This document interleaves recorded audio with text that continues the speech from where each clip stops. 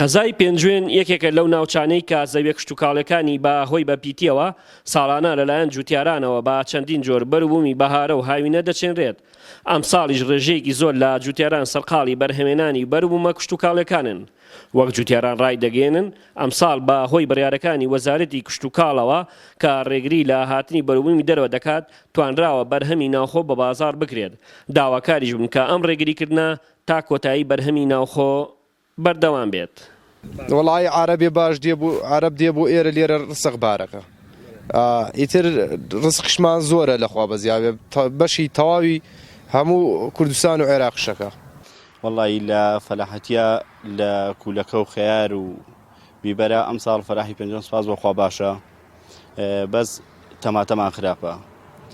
ئەویش داواکاریمان لە حکوومەتی هەرێم هەیە هەر ئاوا دەواازەکان بە داخراوی بێڵێتەوە لەبەر ئەوەی فەراحی پێنجوێن زەرە نەکاو ئیشەڵای سوادی لێ بکەن.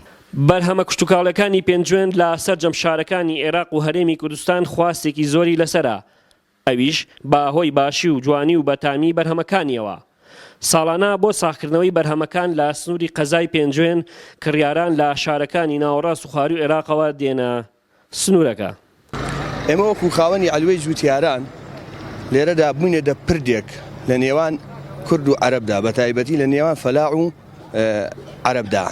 سپاس بۆخوا ئەم ساڵەکە بەڕادەیەکی باشی بەرچاو سێعرمان باشە بە حکمی چی؟ بە حکمی ئەوەی حکومەتی عێراقی بربەستی کردووە، حکومەتی هەرێم هەماشت بربەستی کردووە بە چاو هەولێر و سەیسایاق و گەرمیان و ئەو ناوە لێرە کاڵاکانمان تا ئێستا سیارێکی باشی بڕیوە و سپاس بۆخوا خەڵکیش دڵخۆشکەرە پێی.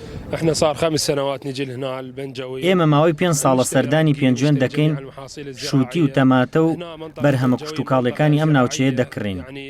پێنجوێن ناوچەیەکی کشتتوکاڵی فراوانی هەیە و بەرهەمەکانی لە باشووری عێراق ناوبانگی هەیە. ئێمە 300 بۆ 400 کڕیاری عەرەبین. سەردانی ئەم ناوچەیە دەکەین بۆ کڕینی شووتی و کاڵک و تەماتە و پەتاتە و زۆربەی بەرهەمە کشتتوکاڵەکانی تر. جوتیارانی ئەم ناوچەیە دڵسۆزن لە کارەکانیاندا و ئێمە هیچ گرفتێکمان لەگەڵیاندا نییە. کاروبارەکانمان بەباشی بەڕێوە دەچێت. تەنها داوا لەلایەن ئەمنیەکان دەکەین کار ئاسانی زیاترمان بۆ بکەن لە بازگەکاندا. ڕووبەری زەویە کشتتوکاڵەکانی بەرا و دێم لە سنووری قەزای پێنجوێن زیاتر لە 80,000 دۆنەما. وەک جوتیاران ئاماژیان پێدا ئەگەر ساڵانە حکوومەتی هەرێمی کوردستان و وەزارەتی کشتتوکاڵ پاڵپشتی جوتیارانی سنوورەکە بکات، ئەوە دەتوانن لەو بەرهەمانەی لە سنووری قەزای پێنجوێن دەچێنرێت بۆ چەندین مانگ بازاڕەکانی هەرێم و بەشێک لە پارێزگەکانی عێراق پڕ بکەنەوە.